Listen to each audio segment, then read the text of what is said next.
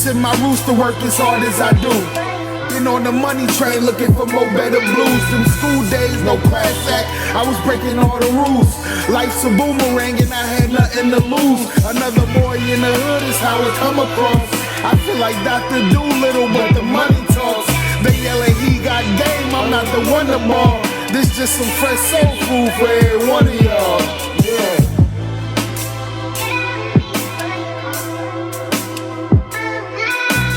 Yo, welcome back for another episode of Cornbread Movie Review. I appreciate y'all every week for rocking with your boy. Thank you. Make sure you like and subscribe to the channel. Come on, man. Let's get these subscriptions up, man. I appreciate it. Make sure y'all share it too. Tell a friend to tell a friend. But we're back with another movie review. Summer about to get hot, man. Summer about to get hot, so let's get straight into it. Today, the movie we are going to review, we've done this plenty of times so far, man. That is Fast and Furious 10. Fast and Furious X, ladies and gentlemen, is out now. PG-13. It is in theaters, hot off the presses. If this is the first time you've seen this channel, hey, welcome. First off, understand I do each movie review in 5 different categories, all right? Acting, cinematography, storytelling. Did I get what I bought? Then is it a must-see? Adds it up, spits out a Cornbread movie review, and then I ain't gonna leave y'all without a forgotten movie, okay? So first category is acting. The same dude is in every movie, Vin Diesel. He plays Dom. He has the deep voice this time. I mean, all the times, but he got a deep voice as always. He switched it up a little bit in this movie, which I don't know if that's good or bad because it's a different Dom. He's more protective, even though he's always protective about his family. But now, you know, he can lose his girl and his son in this. His son has a prevalent role in this. He's not really the tough guy, the overly tough guy, which that's been his character the whole time. So maybe they maxed out on Dom's appearance and Dom's mental capacity to handle the world is ending every time and he has to save it. Also in this movie making his debut is Jason Momoa. Great actor. Great actor. Not so great character. This villain is confusing. Wants he gangster and want to get revenge. But then he has an elaborate plan to not kill the person, but to make sure that they show up to tell them that I'm going to kill them. And then it's like he has like a joyful, flamboyant acting, but yet he's a killer. He's an assassin, but then he wants friends, somebody to talk to. Then he has mental health issues. This character was like character vomit. It's like everybody added a gumbo pot into a villain, and this is the product of it. I'm still very confused on how his character, like what was he going for? Or what was the film going for?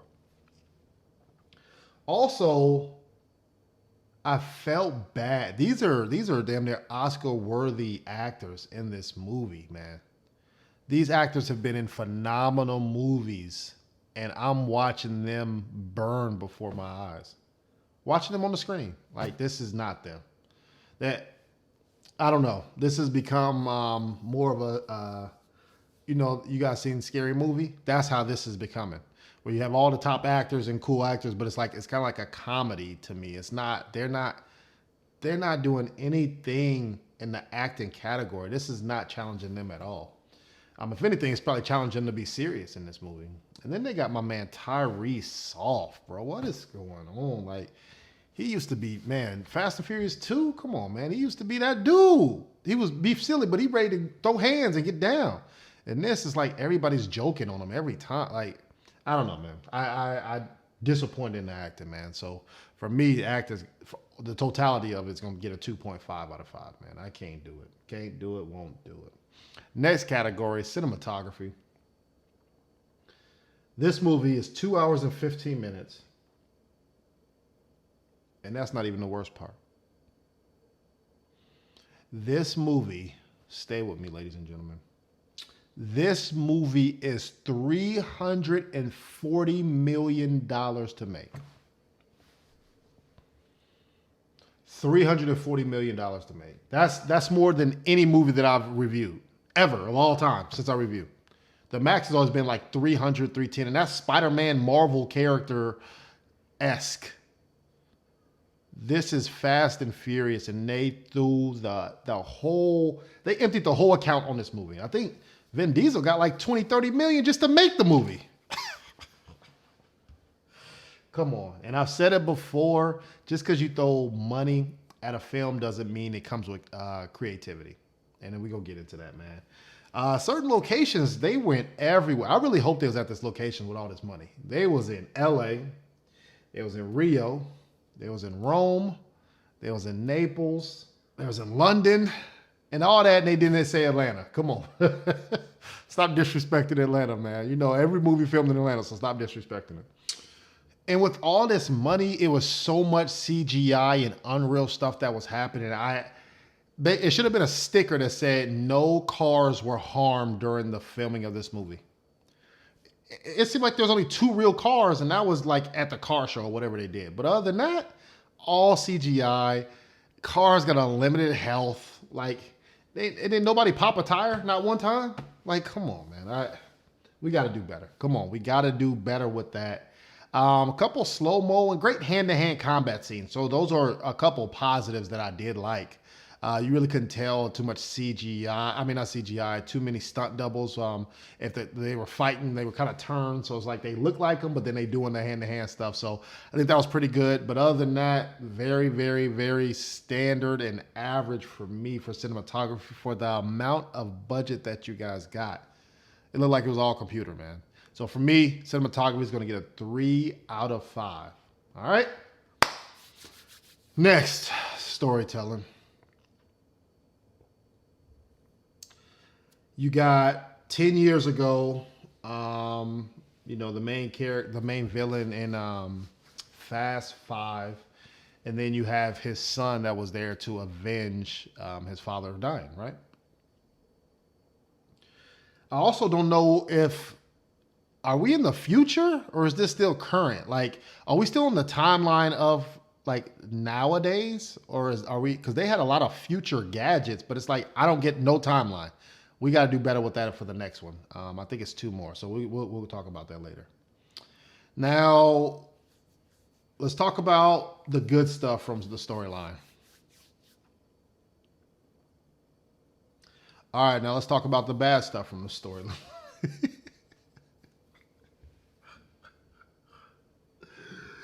Bro, the only good thing that Fast and Furious from this movie and all of them, I would say that the characters are coming back. That's the only positive, right? Nobody's the new Spider-Man, the new Batman, the new Dom, the new Letty, the new whoever. These characters are continuously coming back. That's the one positive. And thank you guys for that.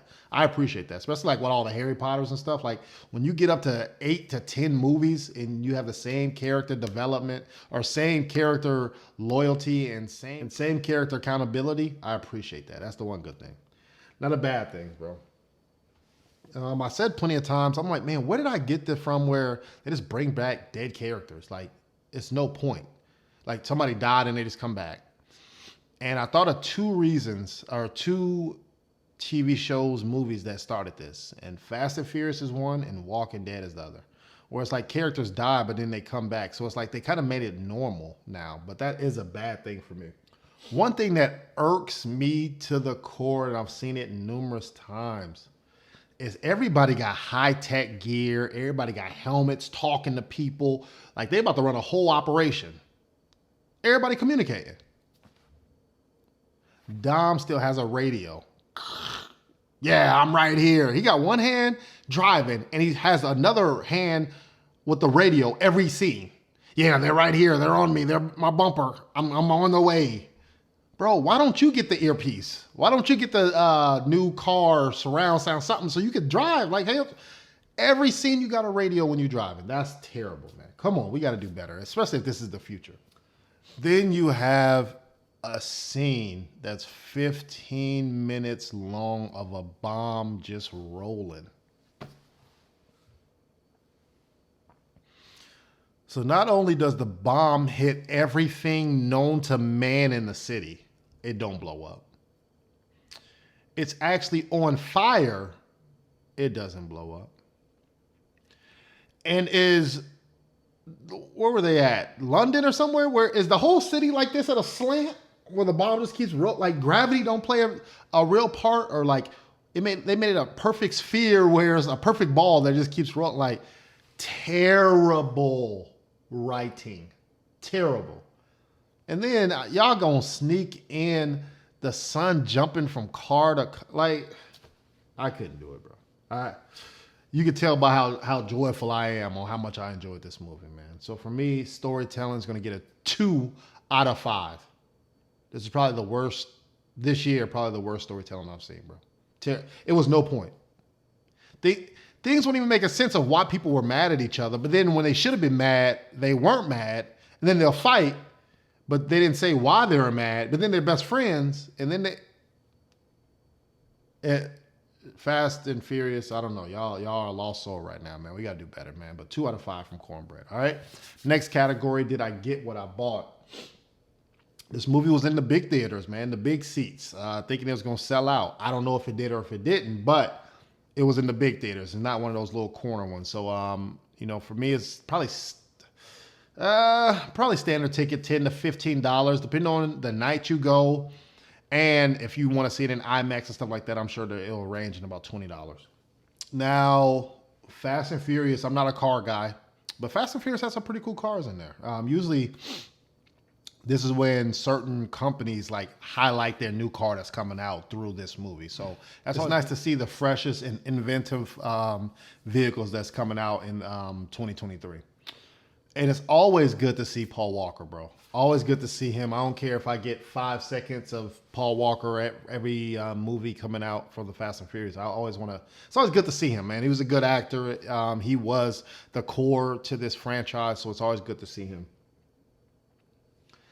I'm still lost how in 2023 NOS is getting you out of every situation. Every situation. You don't ever run out. You ain't even upgraded your NOS or nothing. It's just you just push a button or turn it on. Why is it not on anyway? But you always turn it on and out of every situation. Like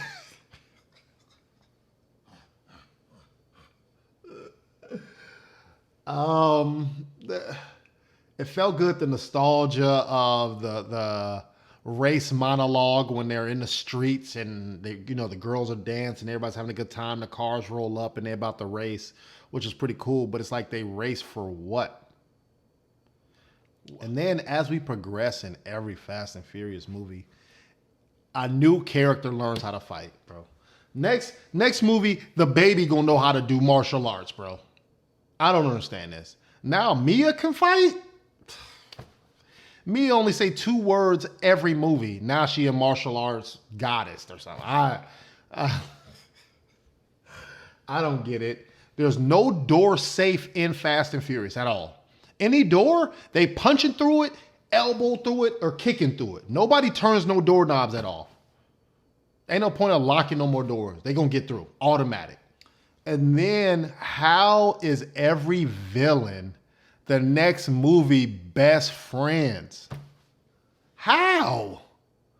What's the point of every villain is a BFF the next movie?